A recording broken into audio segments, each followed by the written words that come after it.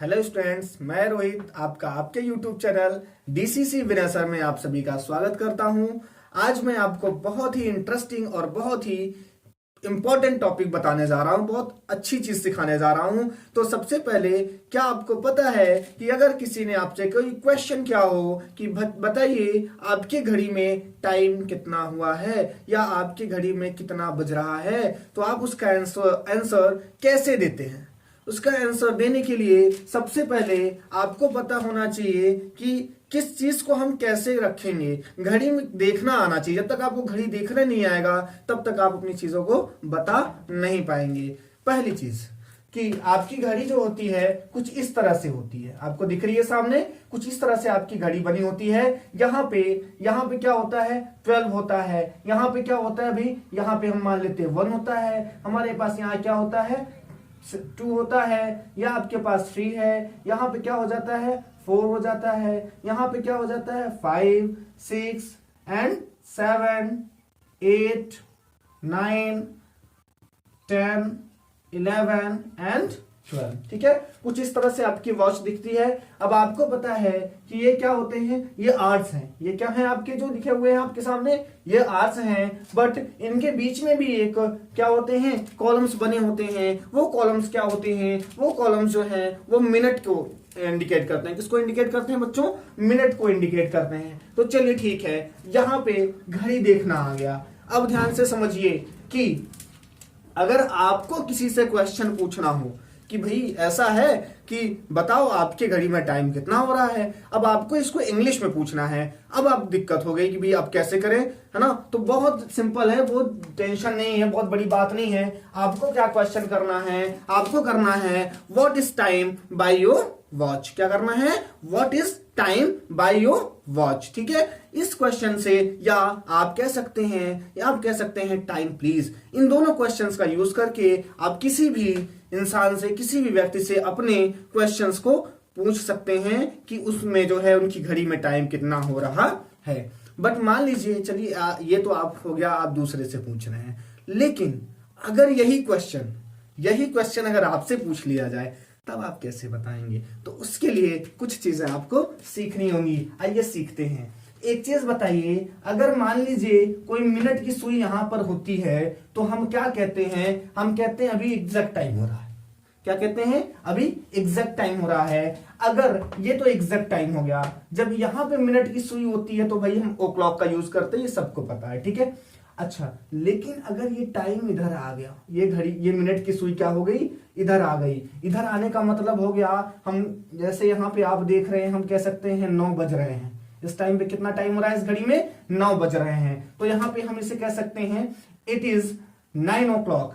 अब आप सोच रहे होंगे सर ठीक है, ये तो 9 o'clock हम ऐसे भी कह सकते हैं, हमने इट इज का यूज क्यों किया? तो बच्चों, जब हम इसे बोलते हैं या बताते हैं किसी को, तो उस समय हम जर्नली या प्रायः हम लोग इट इज का ही यूज करते हैं। क्योंकि जब कोई व्यक्ति किसी इंसान से टाइम पूछता है तो वो जो टाइम होता है, वो टाइम किस टेंस में होता है, वो टाइम होता है प्रेजेंट टेंस में। और एज अ सब्जेक्ट जो आपका टाइम होता है वो न्यूटर जेंडर होता है। तो उसके सेंस में हम लोग किसका यूज करते हैं, इट का यूज करते हैं। ठीक है, तो आपको ध्यान में रखना है कि प्रायः किसका यूज करना है, आपको इट इज का यूज करना है। ठीक है, अब देखिए बेटा, अब जब ये इधर बढ़ेगा तो हम इसे क्या कह सकते हैं। मान लीजिए ये मिनट की सुई कहां पे आ गई, मान लीजिए ये मिनट की सुई आपकी यहां पे आ जाती है। ठीक है, अब यहाँ पे मिनट की सुई आ गई। अब यह कितना हो गया, ये अब क्या टाइम हो रहा है? अब आप कहेंगे कि सर ये तो 9:10 हो गए।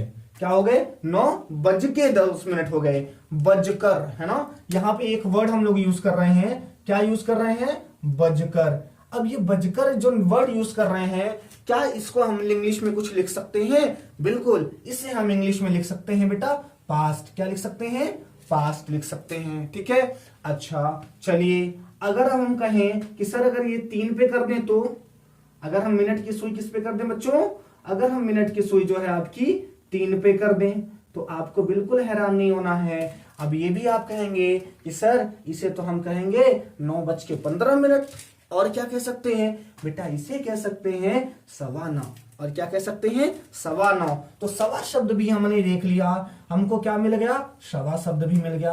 अब सवा शब्द के लिए हम लोग क्या यूज करते हैं, सवा मतलब होता है बेटा क्वार्टर पास्ट। क्या होता है, वैसे तो सवा का मतलब क्वार्टर ही होगा, बट सवा क्या होता है, 15 मिनट एक्स्ट्रा हो चुका होता है। जब एक्स्ट्रा हो चुका होता है तो उसके लिए हम लोग क्या यूज करते हैं, क्वार्टर पास्ट का यूज करते हैं। क्वार्टर का मतलब ही होता है 15, एक चौथाई। क्या होता है, एक चौथाई। 15 यहाँ पे 15 आएगा, बट और कहीं पे अगर हमने क्वार्टर वर्ड का यूज किया है, इसका मतलब होता है हम एक चौथाई की बात कर रहे हैं। देखिए जैसे ये क्या हो गया, एक हो गया, दूसरा पार्ट यहां से यहां तक बन जाएगा, तीसरा क्या होगा, यहां से यहां तक बन जाएगा, और चौथा सेकंड लास्ट पार्ट क्या बन जाएगा, बन गया कि नहीं बन गया। तो कितना चौथाई बन गया भाई, एक चौथाई बन गया। ठीक है, अच्छा चलिए ठीक है, अब इसके आगे बढ़ते हैं। अगर हम घड़ी के टाइम को, क्या घड़ी के टाइम में देख रहे हैं कि मिनट की सुई कहां पे आ गई, 6 पे आ गई, 6 पे आ गई। अब यहाँ पे देखो भाई, यहाँ पे आपको एक चीज समझ में आ रही होगी, ये तो क्या हो गया, ये तो पूरा हाफ हो गया, एक इधर एक इधर, ये क्या हो गया, हाफ हो गया। अच्छा हाफ हो गया, इसको हम लोग साढ़े शब्द से जानते हैं। शायद आप सभी को पता होगा कि इसे हम लोग साढ़े शब्द से जानते हैं। साढ़े का प्रयोग का मतलब, साढ़े का मतलब ही होता है, साढ़े का मतलब होता है आधा। ठीक है, अब आधे के लिए जब ये आधा हो गया तो आधे को हम लोग इंग्लिश में क्या कहते हैं बच्चों, आधे को हम लोग इंग्लिश में कहते हैं हाफ, कहते हैं। अब हाफ कहते हैं, इधर से घूमते हुए आ रहे हैं। अब जब आधा हो गया तो बीत गया, इतना इतना क्या हो गया, बीत गया। अब जब बीत जाता है तो क्या हो जाता है बच्चों, हम लोग यूज कर देते हैं पास्ट, हाफ पास्ट। क्या बन गया, हाफ पास्ट। अब यहाँ पे आप एक चीज ध्यान दें, आपको दो ऐसे शब्द मिलेंगे, जैसे कि आपको कह दिया जाए 1.5 और 2.5, दो ऐसे वर्ड्स हैं जिनका यूज, जैसे एक, अगर हम एक और आधे को लिखें, किसको लिखें बच्चों, अगर हम लिखते हैं बच्चों एक और आधा, तो ये हमारा क्या कहलाता है बेटा, ये हमारा कहलाता है 1.5। यानी अगर मैंने कहा कि भाई ऐसा है 130, ये मैं क्या कह देता हूं 130, तो ये क्या कहलाएगा बेटा आपका, ये आपका कहलाएगा 1.5। ठीक है, और वहीं पे हमने क्या कर दिया, हमने बेटा अगर कर दिया 230, क्या कर दिया 230, यानी 2 और आधा, ये मिलके क्या बनाते हैं बच्चों, ये मिलके बनाते हैं 2.5। आप सभी को मालूम होगा, आप सभी अक्सर इसका यूज हम लोग करते हैं, बट कभी भी हम लोगों ने इस पर ध्यान नहीं दिया है। ठीक है, तो अगर 2.5 और 1.5 वर्ड भी आता है तो आपको याद रखना है 2.5 का मतलब हो जाएगा, 2.5 का मतलब हो जाएगा हाफ पास्ट 2, और 1.5 का मतलब हो जाएगा बेटा हाफ पास्ट 1। ओके क्लियर, चलिए अब आगे चलते हैं। ठीक है, अब देखिए हम जैसे आगे बढ़ते हैं, थोड़ा और आगे बढ़े, तो अब हमने देखा कि जो मिनट की सुई है ये थोड़ा सा क्या हो गई, ये किस पे आके रुक गई बेटा, ये आगे रुक गई किस पे, 9 पे। अब ये 9 पे आएगी, जैसे ही आएगी तो मिनट की सुई करीबन यहां पे आ जाएगी। सॉरी, आवर्स की जो सुई है, आवर की जो सुई है, वो आर की सुई कहां पे आ जाएगी भाई, ये यहां पे आ जाएगी। ठीक है, मिनट की सुई तो इधर आई गई। अब यहां पे ध्यान से देखिए, अब क्या हो रहा है, अब हमको लग रहा है कि 10 बजने वाले हैं, 10 बजे नहीं है अभी। यहाँ पे क्या, जब ये मिनट की सुई इधर आ जाएगी तो कितने बज जाएंगे भाई, 10 बज जाएंगे। अभी देख रहे हैं कि 10 बजने में कितने मिनट बाकी हो सकते हैं। इस हमें पता है कि यहाँ पे 5 होगा, यहाँ पे 5 होगा, यहाँ पे 5 होगा, तीनों को ऐड करके देखें तो कितना आ जाएगा, 15 मिनट्स आ जाएगा। अच्छा 15 मिनट्स हमने अभी क्या बताया आपको, 15 मिनट्स के लिए मैंने बताया क्वार्टर, मैंने क्या बताया, क्वार्टर। ठीक है, हम लोग क्या कहेंगे, अब हमको जो वर्ड मिलेगा यहाँ पे, इसको हम लोग पौने के नाम से जानते हैं। किससे नाम जानते हैं बच्चों, पौने के नाम से जानते हैं, तो इसे हम लोग कहेंगे क्वार्टर। अच्छा 15 मिनट बाकी हैं, चलो ठीक है, बट सर बाकी हैं, बाकी शब्द आ गया। अब बाकी के लिए क्या करना है, क्या लगा देना है हमें, 2। क्या लगा देना है, 2। यहाँ पे देख रहे हैं ना, आपको क्या हो रहा है, यहाँ पे आपको 15 मिनट बचा हुआ है, बचा हुआ है या बाकी है, शेष है। ठीक है, इस तरह के वर्ड्स अगर आपको मिलते हैं तो इस तरह वर्ड्स के लिए आप लोग क्या लगाएंगे, इस तरह के वर्ड्स के लिए आप लोग 2 का यूज करेंगे, और इनका यूज करके आप किसी भी टाइम को आसानी से ट्रांसलेट कर सकते हो। बस इतना दिमाग में बैठा के रखना है कि कहां से क्या चीजें होती हैं। जब कोई चीज बजकर हो जाए तो पास्ट, और बजने में हो जाए तो 2। बस इतना दिमाग में बैठा के रखना है। और 1/4 की बात आ जाए तो क्वार्टर, और आधे की बात आ जाए तो हाफ। बस इतने में आपका काम हो जाएगा। अब आओ आप लोग एग्जाम्पल देखो। अब आपको एग्जाम्पल, जैसे ही आप एग्जाम्पल पे आओगे ना तो आपको सारी चीजें क्या हो जाएंगी, क्लियर होने लगेंगी कि हाँ क्या बात है क्या बात नहीं है। अब ध्यान से देखो बेटा, मैंने एक वर्ड लिख दिया, मैंने लिखा एक क्वेश्चन, मान लेते हैं, चलिए मान ले, पहले पूछ लेता हूं मैं आप लोगों से एक क्वेश्चन मैं पूछता हूं, बताइए फटाफट से। मैंने कहा 1:15 बजे हैं, बताओ बच्चों इसका क्या ट्रांसलेशन होगा, बस आपके दिमाग में तुरंत आ जाना चाहिए। अच्छा 1:15 बजे हैं, अभी सर ने कहा कि हमें क्या करना है, हमें जो है हमें प्रायः किसका यूज करना है, हमें प्रायः इसका यूज करना है बच्चों, इट और इसका यूज करना है। तो एक चीज तो क्लियर हो गई। मैंने क्या कहा आपको, क्वेश्चन देखिए, क्वेश्चन है आपके पास बेटा, क्वेश्चन है 1:15 बजे हैं, क्या 1:15 बजे हैं। अब देखो मैंने कहा प्रायः इट इज का यूज करो, तो आपने किया इट, आपने क्या कर दिया बेटा इज। अब ध्यान से देखो, अब इसके बाद कैसे होगा, याद रखना बेटा, यहां से ट्रांसलेट करेंगे। पहले क्या दे रखा है इसने दे रखा है 1:15, तो जैसे ही 1:15 दे रखा है, 1:15 के लिए क्या लगाओगे बेटा, क्वार्टर पास्ट लगा दोगे, लगा दो फटाफट से, क्या लगा दो बेटा, क्वार्टर पास्ट लगा दो। अब देखो क्वार्टर पास्ट हो गया, अभी आपके पास किसका दिया हुआ है बेटा, 1:15 का दिया हुआ है। एक को हम लोग इंग्लिश में क्या कहते हैं बच्चों, 1। देखो ट्रांसलेट हो गया, इट्स वेरी सिंपल। क्या है, इट्स वेरी सिंपल। अब आपसे कोई कह दे बेटा कि 2:15 बजे हैं, बताओ बेटा अब इसका क्या होगा, बहुत सिंपल है, 2:15 बजे हैं तो इट इज क्वार्टर पास्ट। एक की जगह पे क्या आ गया बेटा, एक की जगह पे आपका 2 आ गया है, तो 1 के प्लेस पे क्या आ जाएगा बेटा, यहां पे हो जाएगा 2। आ रही बात समझ में। चल एक सेंटेंस और लेते हैं, ठीक है, एक सेंटेंस और लेते हैं। अगला जो हमारा सेंटेंस होगा वो सेंटेंस होगा, जैसे हमने कहा, नेक्स्ट सेंटेंस हम कह रहे हैं, हमने कहा 2 बजकर, हमने कहा क्या 2:15 हुए या 2:20 हुए। हमने क्या कह दिया बेटा, हमने कह दिया 2:20 हुए हैं, ठीक है। अब इसको हम लोग कैसे बताएंगे, अब ये समस्या होगी सर अब इसको कैसे करें, तो बिल्कुल परेशान मत हो बच्चों।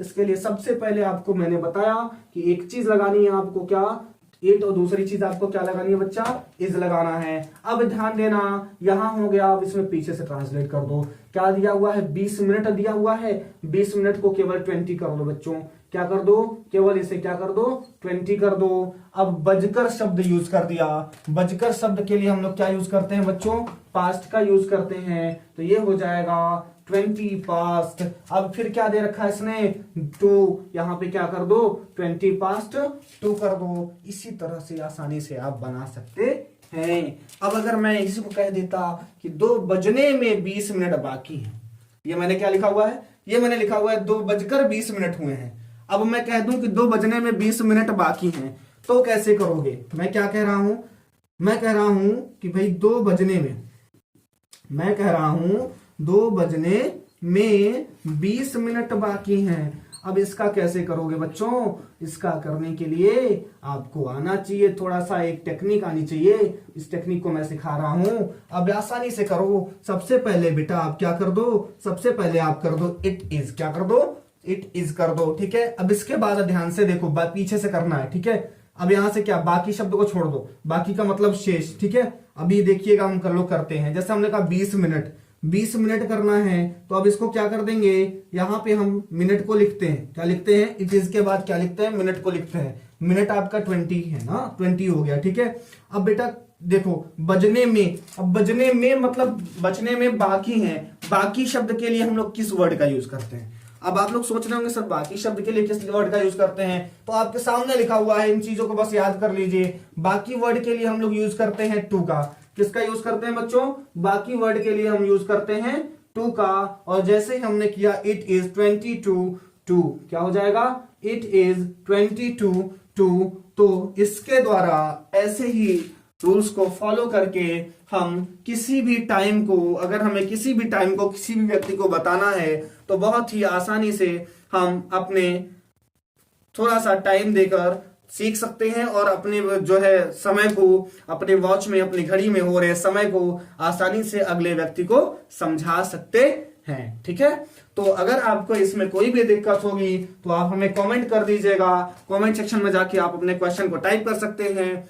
और साथ ही साथ डीसीसी विनय सर के नाम से पेज भी बना हुआ है, फेसबुक पे भी पेज है, व्हाट्सएप पे भी है और व्हाट्सएप पे भी ग्रुप बना हुआ है। और साथ ही साथ आपको हमें हमारा जो डीसीसी विनय सर का जो यूट्यूब चैनल है इसका आपको टेलीग्राम पे भी चैनल मिल जाएगा। वहां पे जाकर भी क्या कर सकते हैं, आप चैनल को ज्वाइन कर सकते हैं और उस चैनल की लिंक जो है वो आपको डिस्क्रिप्शन बॉक्स में मिल जाएगी। आप वहां पे जाकर इससे संबंधित क्वेश्चन भी पूछ सकते हैं। अगर आपको कोई दिक्कत है तो आपको बता दिया जाएगा। अगर आप और भी जानकारी चाहते हैं और भी किसी सब्जेक्ट के बारे में जानना चाहते हैं तो वो भी आप आसानी से पूछ सकते हैं। ठीक है, और साथ ही साथ मैं आपको बता दूं, ये तो मेरी पहली क्लास थी इसलिए थोड़ा सा आपको ये छोटी सी चीज मैंने बता दी, बट आगे से ध्यान रखिएगा। आपकी डेली जो आधे घंटे की क्लास होगी उस आधे घंटे की क्लास में मैं आपको सबसे पहले मैं आपको वोकैब सिखाऊंगा। क्योंकि देखिए बेटा, अगर आपको कोई भी भाषा सीखनी है तो भाषा को सीखने के लिए जो सबसे ज्यादा जरूरी बात होती है, दो चीजें होती हैं। लोग कहते हैं कि सर पहला तो ग्रामर ही जरूरी है, ग्रामर अगर हमको आ गया तो हमको इंग्लिश आ जाएगी। मैं कहता हूं नहीं, ऐसा पॉसिबल ही नहीं है। क्यों? क्योंकि ऐसा है कि अगर हमें केवल और केवल ग्रामर सीखने से पूरी इंग्लिश आ जाती तो भाई ग्रामर तो हम लोग काफी दिन से पढ़ रहे हैं। अच्छा, ईमानदारी से बताइएगा, जब आप सब ग्रामर पढ़ते हैं तो उस टाइम में क्या ऐसा नहीं होता कि आपको वर्ड मीनिंग्स ही नहीं आती? होता है। तो वर्ड मीनिंग्स भी जरूरी हैं, यानी वोकैब भी जरूरी है। तो इसीलिए मैं आपकी कल से 20 मिनट, कम से कम 20 मिनट की क्लास रखूंगा जिसमें आपको वोकैब बताया जाएगा। उससे जुड़े हुए आपके, उससे रिलेटेड आपको दिए जाएंगे सिनोनिम्स, दिए जाएंगे एंटोनिम्स, दिए जाएंगे, और जो वन वर्ड सब्स्टिट्यूशंस हैं जो कि हर एग्जाम, चाहे वो बोर्ड एग्जाम्स हो या कोई कॉम्पिटेटिव एग्जाम्स हो, सभी एग्जाम्स में वो क्वेश्चंस आते हैं, उससे रिलेटेड क्वेश्चंस आते हैं। मैं आपको उन्हीं चीजों की प्रैक्टिस कराऊंगा और साथ ही साथ ग्रामर भी आपका चलता रहेगा। ठीक है, तो आपको अगर वीडियो अच्छी लगती है तो लाइक, शेयर, कमेंट करना मत भूलिएगा। और अगर आप हमारे यूट्यूब चैनल पे नए हो तो यूट्यूब चैनल पे रेड कलर के बेल आइकन को प्रेस करके सब्सक्राइब कर दीजिएगा, और जो बेल आइकन दिख रहा होगा उसको क्या कर दीजिएगा, प्रेस कर दीजिएगा, जिससे हमारे नए वीडियोस की नोटिफिकेशन आपको सबसे पहले मिल सके। ओके, तो मिलते हैं अगले वीडियो में।